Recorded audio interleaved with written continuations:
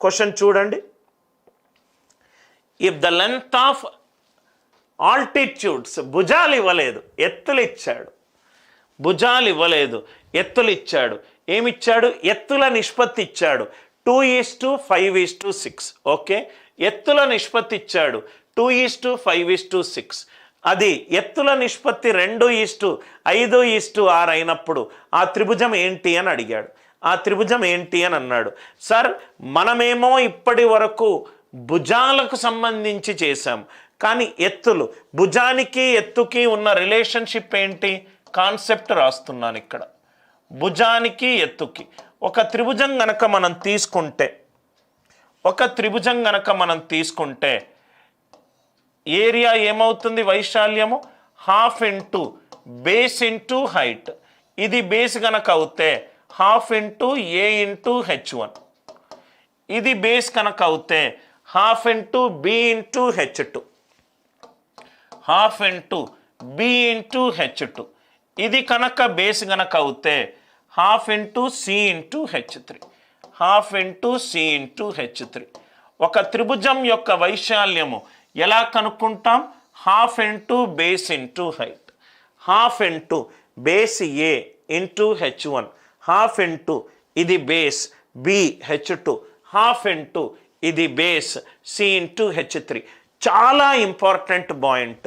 భుజాలు నిష్పత్తులు విలోమంలో ఉంటాయి. A ఇంటూ H1 ఒక రెండు చరరాశుల లబ్ధము కాన్స్టెంట్ అయినప్పుడు ఆ రెండు చరరాశులు విలోమంలో ఉంటాయి. అంటే మనకెత్తులు ఇచ్చినప్పుడు భుజాలు కనుక్కోవాలి అని అంటే దాని విలోమం వెయ్యాలి. 1/H1 = 1/H2 = 1/H3. భుజాలకు ఎత్తులకు మధ్యలో ఉన్న relationship A:B:C is right. 1/H1 = 1/H2 = 1/H3. అన్ని కొత్త క్వశ్చన్లు సార్, రైట్, అన్ని ఫ్రెష్ క్వశ్చన్లు. NCERT టెక్స్ట్ బుక్ కరెక్ట్గా అర్థం చేసుకొని ప్రతి కాన్సెప్ట్ నుంచి ప్రాబ్లము క్రియేట్ చేశాను. A:B:C is 1/H1 = 1/H2 = 1/H3. నవ్వు ఇక్కడ చూడండి సార్, ఎత్తుల నిష్పత్తి ఇచ్చాడు, మనకు భుజాల నిష్పత్తి కావాలంటే దానికి 1/, చెయ్యాలి. 1/2 = 1/5 = 1/6. 2, 5, 6ల కాసాగు తీసుకుంటే 30 అంటే ఇది 15, ఇది 6, ఇది 5. ఈ మొత్తాన్ని 30 తోటి లబ్ధం చేస్తున్నా. 30 తోటి లబ్ధం చేస్తే 1/2 × 30 15, 1/5 × 30 6, 1/6 × 35 ఎంత వచ్చింది సార్? ఇది 15:6:5. 15:6:5. 15:6:5. 15:6:5. ఎత్తుల నిష్పత్తి ఇచ్చాడు 2:5:6. 2:5:6 రైట్. ఏరియా మీరు ఇలా కూడా చేయొచ్చు సార్. ఎత్తులు ఇచ్చాడు కదా సార్, ఏరియా దాని యొక్క కాసాగు అనుకోండి. 2, 5, 6 కాసాగు ఎంత? 30. 2ని దేనితోటి చేస్తే 30 వస్తుంది? 15. 5ని 6 తోటి చేస్తే 30 వస్తుంది. 6ని దేనితోటి చేస్తే 30 వస్తుంది? 5. ఆన్సర్ ఎంత? 15:6:5. 15:6:5 అంటే 3 భుజాల నిష్పత్తి ఎంత? 15:6:5. 15:6:5 అని అంటే ఏ 15K అవుతే B ఎంత అవుతుంది? 6K. C ఎంత అవుతుంది? 5K. ఇక్కడ మీరు చూస్తే చాలా ఇంట్రెస్టింగ్ క్వశ్చన్ సార్ ఇది. ఇదేమో త్రిభుజం అన్నాడు.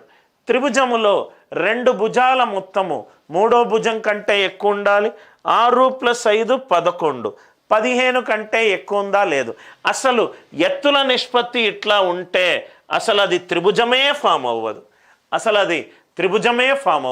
చాలా ఇంట్రెస్టింగ్ క్వశ్చన్ సార్. ఎత్తుల నిష్పత్తి 2:5:6.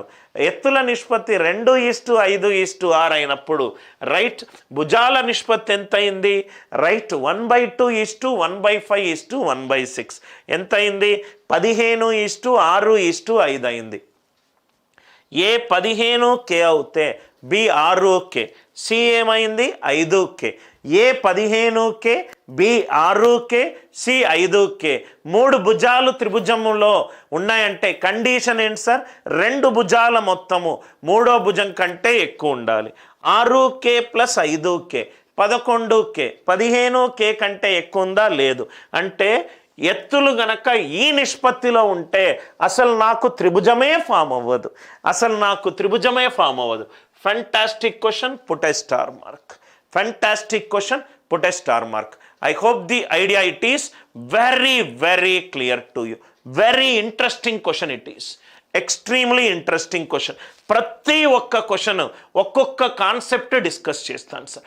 Every question that we will discuss A concept in detail. I hope the question is clear. Triangle cannot be formed. Triangle cannot be formed. అసలు త్రిభుజమే ఏర్పడదు.